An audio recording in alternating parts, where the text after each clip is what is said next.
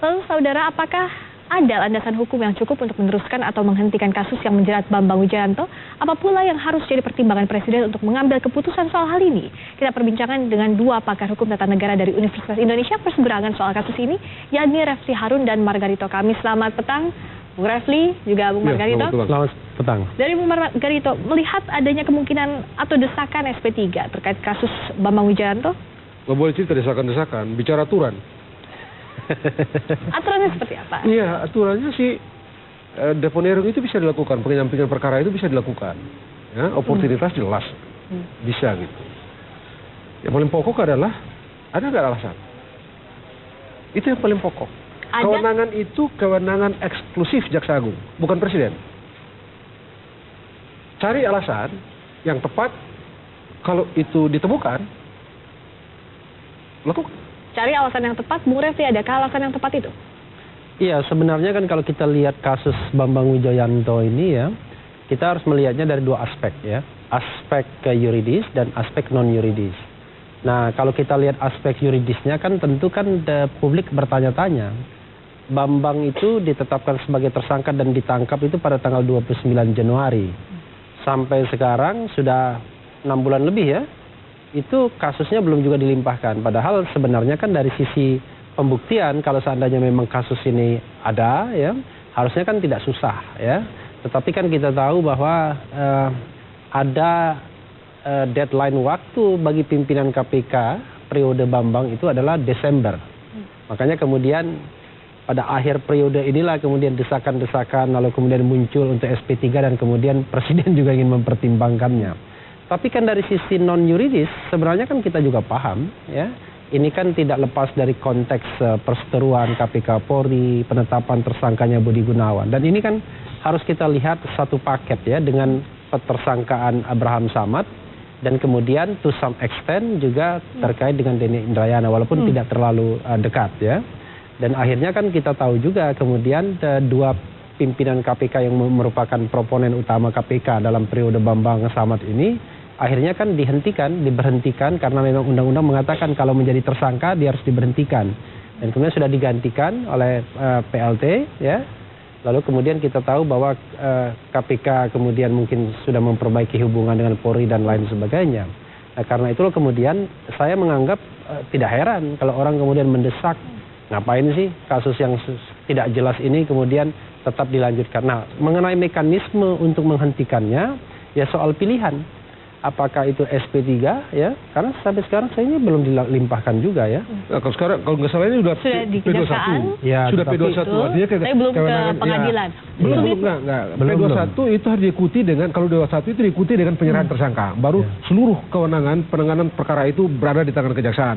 Begitu dia ada di tangan kejaksaan Agung ya punya hak untuk melanjutkan penuntutan dan atau mengesampingkan perkara itu. Cuman yang saya dengar, mengesampingkan harus ada alasan. Alasannya apa? Sulitnya untuk melimpahkan penuntutan yang ini saya apakah? dengar, yang namanya P21 ini kira-kira 3 bulan yang lalu saya sudah dengar.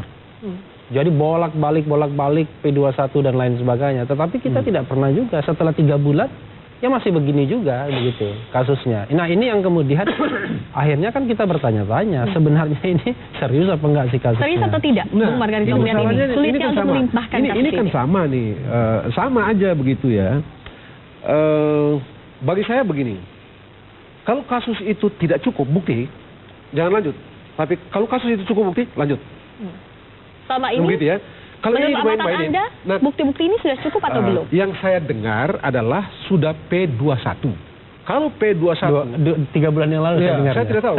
Yang saya dengar sudah P21. Nah, kalau sudah P21 clear. Cukup bukti. Peristiwa itu adalah peristiwa pidana, ada pelakunya.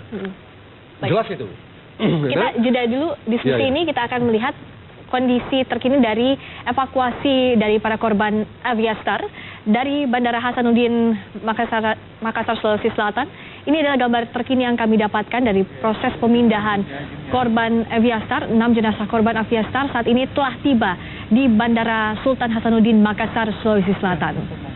Ada 10 total kantong jenazah yang telah berhasil dievakuasi oleh tim SAR gabungan dari Pegunungan Pajaja di Luwu, Sulawesi Selatan, dan saat ini 6 diantaranya telah tiba di Makassar, Sulawesi Selatan. Untuk selanjutnya proses yang dilakukan adalah identifikasi jenazah di Rumah Sakit Bayangkara, Makassar, Sulawesi Selatan.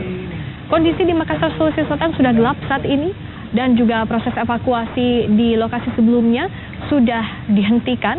Saat ini fokus lainnya adalah untuk menerbangkan seluruh korban dan juga mengidentifikasi masing-masing jenazah dari kecelakaan pesawat Aviastar. Ada nomor-nomor peti jenazah yang dapat Anda lihat telah disiapkan di Bandara Hasanuddin Makassar, Sulawesi Selatan.